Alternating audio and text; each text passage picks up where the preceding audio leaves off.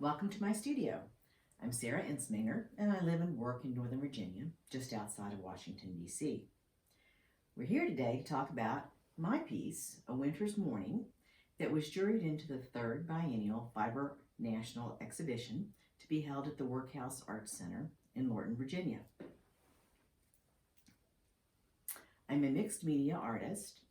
Over the years, I have tried many different types of art medium: painting, drawing, photography, printmaking. I also come from a long line of needlewomen. My mother, my grandmothers, my great aunts, they all used needle and thread to create a wide variety of things. Different styles, different techniques, different ability levels. And they taught me many of those same needle arts.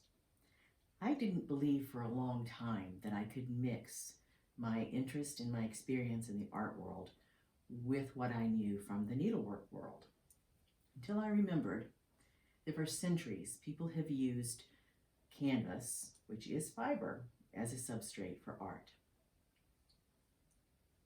Once I realized that I could mix the two together, my work became more compelling, much more interesting to me personally, and more successful. My work is pretty much all landscape based.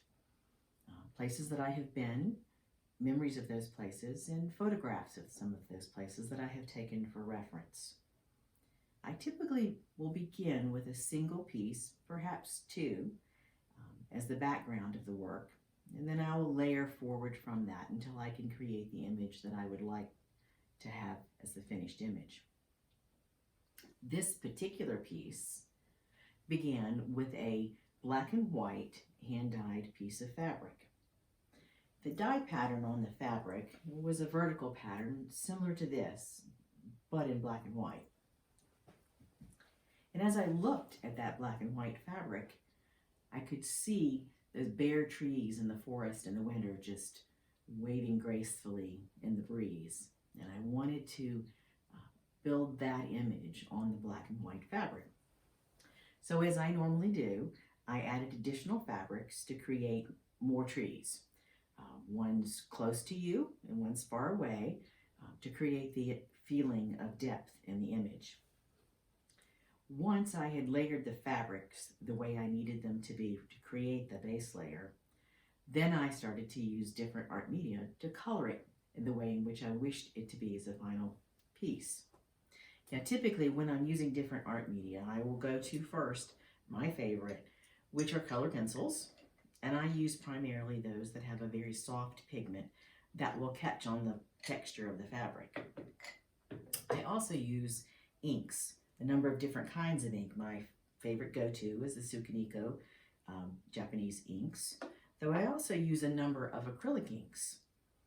In addition to those inks, I will use regular acrylic paint, often watered down, just regular paint, or acrylic paint that is metallic. And on top of that, or in addition to that, I will often use a variety of oil pastels, water-based pastels, onto the fabric. Now, all of the different art media that I typically use can all be heat set for longevity with the design. Now, once the color has been added, then I can move forward to the next item, which is the third layer. Now, at each different point in the process of creating this piece, I will hang it on the design wall and take pictures of it to look to see if there's something that's missing, that doesn't match the image that's in my head. And I can take it down and I can rework that area if need be. But when I believe that this part is finished and it's time for that third layer, the quilted layer, then I use a wide variety of different threads. Different colors, different manufacturers, different weights.